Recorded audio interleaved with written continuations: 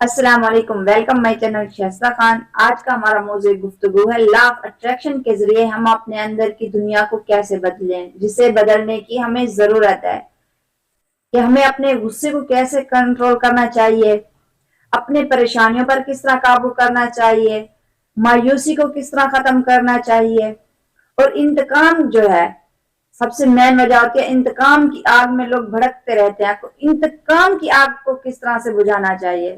آج ہمارے ساتھ بات کرنے کے لیے موجود ہے ہمارے بہترین ریسرچر شفیق خان صاحب، تو آئیے ان سے بات کرتے ہیں۔ جی خان صاحب بتائیے کہ ہم اپنے اندر کی دنیا کو بدلنے کے لیے اپنے غصے پر کس طرح کنٹرول کریں۔ غصہ سب سے پہلے تو غصے کو سمجھیں کہ غصہ آتا کیوں ہے، کس وجہ سے آتا ہے، کن کن چیزوں سے غصہ آتا ہے، ان چیزوں کو سمجھیں۔ اور سمجھنے کے بعد جب بھی آپ کو غصہ آئے تو اس وقت آپ فوراً اپنے دماغ کو ذرا ٹھنڈا کر کے سوچیں کہ مجھے غصہ کیوں آ رہا ہے۔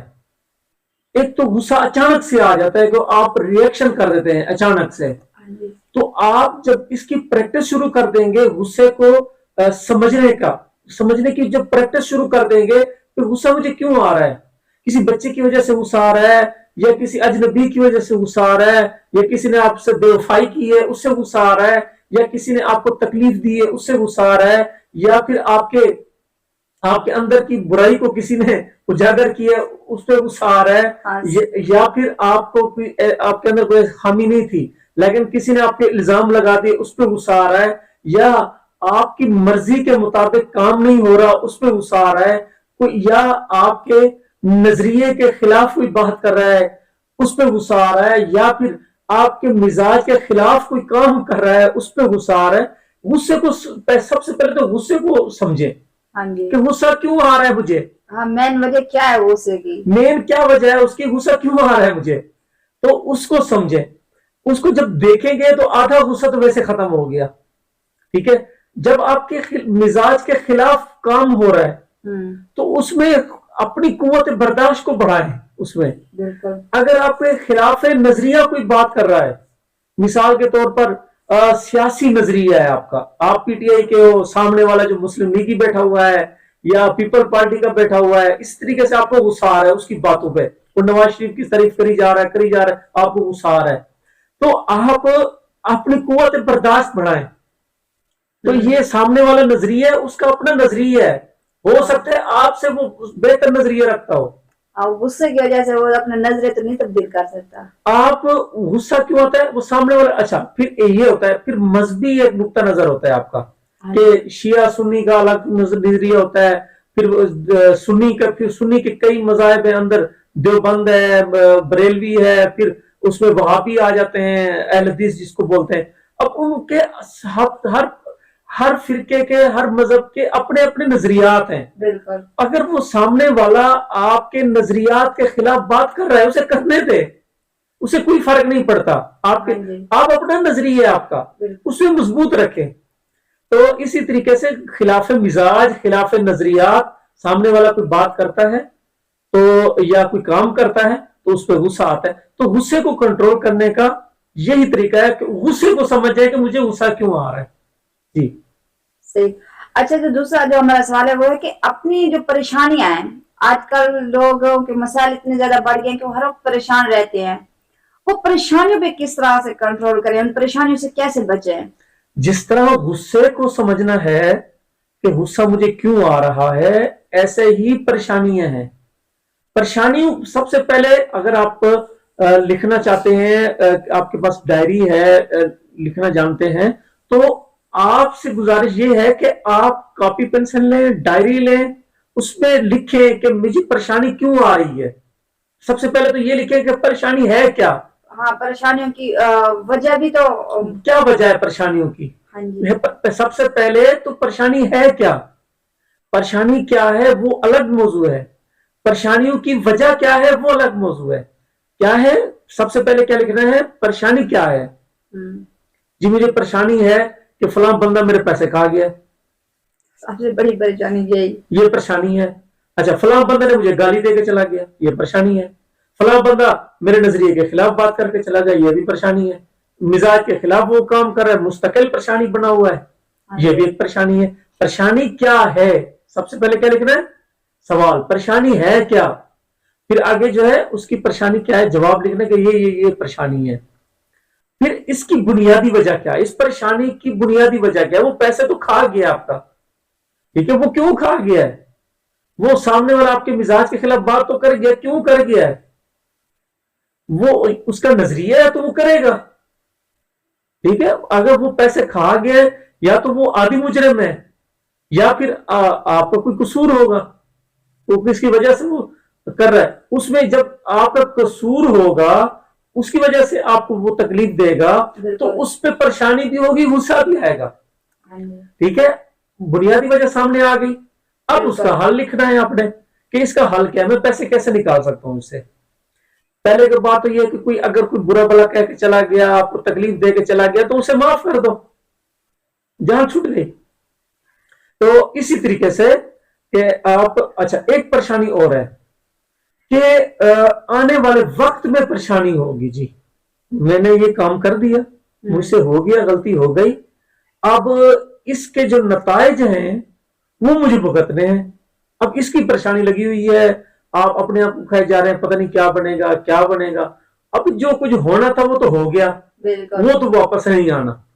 तो आप उसमें आता है नुकसान, भाई नुकसान मेरा होगा, मेरी बेइज्जती होगी, या मुझे बुरा भला कहा जाएगा, या मेरी ये चीज जा सकती है, मैं ये दोस्त बिछड़ सकता है। तो उसमें आपने ये लिखना है कि मैं कौन सा ऐसा इसमें टेक्निक लगाऊं, कौन सी ऐसी ऐसी टेक्निक लगाऊं, कौन सा ऐसा ऐसा तरीका अपनाऊं जिसकी वजह से नुकसान तो मेरा होना है लेकिन नुकसान कम हो जाए, हाँ, परेशानी आधी हो जाए। परेशानी आदि हो जाए, कम से कम हो जाए। एक बंदा पैसे आपके खा गया, ठीक है, ये मुस्तकिल परेशानी है कि वो धमकी भी दे रहा है कि लेके दिखा। अब परेशानी, फर्ज करो नुकसान है आपको 2 लाख का, 3 लाख का नुकसान है, तो आपने ये लिखना है कि मैं किसी तरीके से ये नुकसान 3 लाख का नहीं, कम से कम 2 लाख का बच जाए, 3.5 2.5 लाख का बच जाए, 2.25 लाख का, कोई 15-20 हजार अगर जाते हैं तो वो चले जाए। नुकसान कम से कम किस तरह हो सकता है, कवर किस तरह होगा, ये लिखना शुरू कर दें, बजाय इसके कि आप जिस तरह उसने बकवास की है इसे आप ही शुरू कर दें, तो इससे आपका नुकसान बढ़ेगा, कम नहीं होगा। तो ये जब लिख लेंगे कि ये नुकसान की वजह है, तो मैं इस तरह कम कर सकता हूं नुकसान को। तो उसे क्या है कि मैं इस तरह अगर पैसे लूंगा, उसे बार बार मांगूंगा, तो इस तरह, या फिर उस तरह बड़ा बंदा ढूंढे कि तू लेके देगा, तुझे मैं इतने पैसे दूंगा, तो इस तरह तरीका कार होता है। फिर वो लिखते हैं, फिर उस पर काम करता है जी। तो आजकल जो मतलब एक मेरा तीसरा जो सवाल है वो है कि आजकल जो लोग हैं वो मायूसी में बहुत ज्यादा हैं, मायूसी में घिरे हुए हैं। तो अपनी मायूसी को कंट्रोल किस तरह से करें, मायूसी से बाहर कैसे निकलें? मायूसी जो है, एक तो सबसे पहले तो है कुफर है। अल्लाह पाक खुद कुरान मजीद में फरमाते हैं, ला तक़नतु मिन रहमतिल्लाह, जो मेरी रहमत से मायूस है, जो मेरी रहमत की यकीन नहीं रखता, ठीक है, ला तक़नतु मिन रहमतिल्लाह, तो वो मायूस होगा, ठीक है। तो अब मायूसी का सबसे बड़ा हल है तशक्कुर, शुक्रगुजारी, कि मेरे पास ये नहीं है, मायूस है, मेरे माँ बाप नहीं है, मायूस है, मेरे माँ बाप हैं लेकिन साथ नहीं दे रहे मेरे काम में, मायूस है, मेरे दोस्त मेरे साथ नहीं दे रहे तो मायूस है, मेरा ये काम, रिश्तों के मामलात में, हाँ रिश्तों के मामला, मैंने फला जगह रिश्ता मैंने भेजा, उसने इनकार कर दिया, मायूसी होती है। बिल्कुल, बड़ी खूबसूरत आपने बात की है।